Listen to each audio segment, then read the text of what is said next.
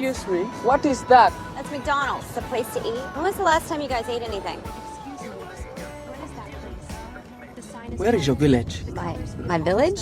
Where is your darling? My darling? Your husband? Oh, no, I'm not married. You do not have a husband. Then it is your children who provide for you, yes? No, I don't have any children.